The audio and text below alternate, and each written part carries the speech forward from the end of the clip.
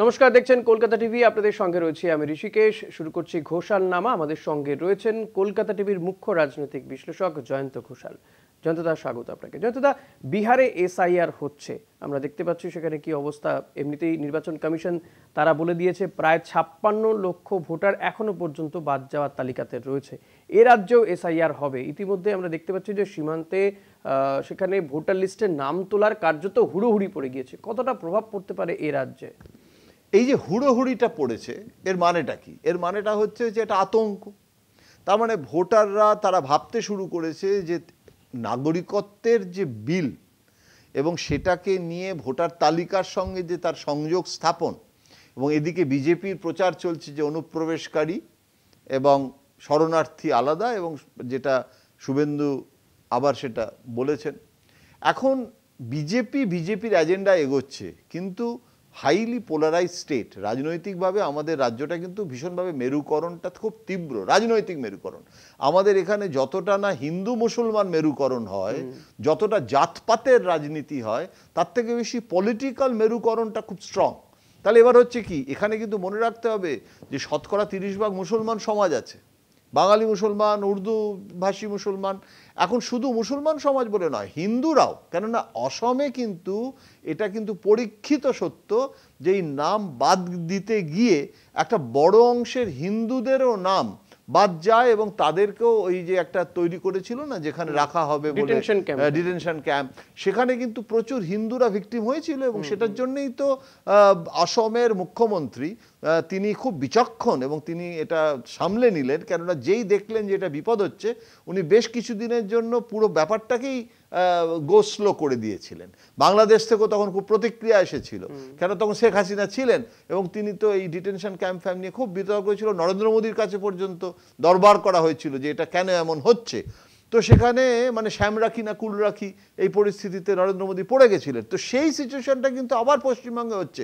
এবং ভুলে গেলে চলবে না যে এখানে কিন্তু পশ্চিমবঙ্গে যিনি প্রধান মুখ্যমন্ত্রী, মুখিয়া, তিনি কিন্তু সবথেকে বড় বিরোধী নেত্রী। অ্যান্টি এস্টাবলিশমেন্টটা না মমতা বন্দ্যোপাধ্যায়ের ডিএনএতে আছে। উনি 10 বছর মুখ্যমন্ত্রিত্ব করার পরেও মাঝে মাঝে মনে হয় যে উনি বিরোধী নেত্রী। উনি 2 in 1।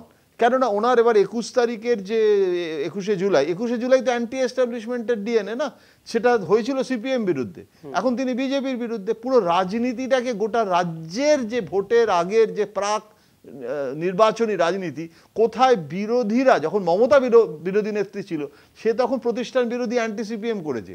আরে ভাই, এখানে তো বিজেপি সেটা করার কথা। এখানে দেখা যাচ্ছে মমতাই বিজেপি বিরোধী। কেন? কেন্দ্রে ডবল ইঞ্জিনে সব থেকে বেশি সুযোগ দেখা যাচ্ছে মমতা, এই ডবল ইঞ্জিন প্রচারের সুযোগ মমতাই নিচ্ছে। কেননা ডবল ইঞ্জিন মানে দেখো এই বলে, সে কিন্তু ডবল ইঞ্জিনের যে মানে আর কি অভিভাবক দিল্লি, তার বিরুদ্ধে পুরো জেহাদ ঘোষণা। ডবল ইঞ্জিন হওয়া তো পরের কথা, তার আগে কেন্দ্র বিরোধী হয়ে, তার ফলে গোটা রাজ্যে কিন্তু একটা আতঙ্ক, মুন্সিয়ানার সঙ্গে মমতা বন্দ্যোপাধ্যায়ের প্রচার।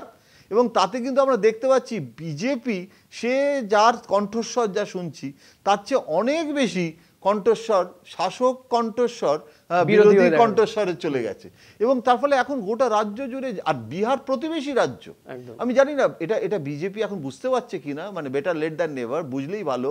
তার কারণটা হচ্ছে প্রতিবেশী রাজ্যে পাশের বাড়িতে আগুন লাগলে তার আঁচ সব থেকে প্রথম আমার বাড়িতে এসে পড়বে। তো বিহারের আগুনের আঁচ পশ্চিমবঙ্গে এসে পড়বে না, যেখানে আর কয়েকদিন বাদে এখানে ভোট। সুতরাং আমি তো মনে করছি যে এটাতে কিন্তু বিপদ বাড়ছে বিজেপির। এবং এইটাতে যদি রিথিঙ্কিং না করে, আমি জানি না এটাকে কিভাবে রিজলভ করবে। কারণ বিজেপি বান ছুঁড়ে দিয়েছে, বানটাকে ফিরিয়ে আনা তো এখন মুশকিল। কিন্তু পরিস্থিতি পশ্চিমবঙ্গে এটার যে প্রভাব, সেই প্রভাবেও কিন্তু বিজেপি বিরুদ্ধে যাচ্ছে। একদমই। অনেক ধন্যবাদ জয়ন্তদা। নিঃসন্দেহে দেখা যাক। তবে এই বিষয়গুলো এখনো অনেকগুলো মাস, অনেকগুলো দিন যেতে হবে। অনেকটা সময় গেলে তাহলে আস্তে আস্তে বোঝা যাবে ঠিক কোন দিকে যাচ্ছে এই এসআইআর।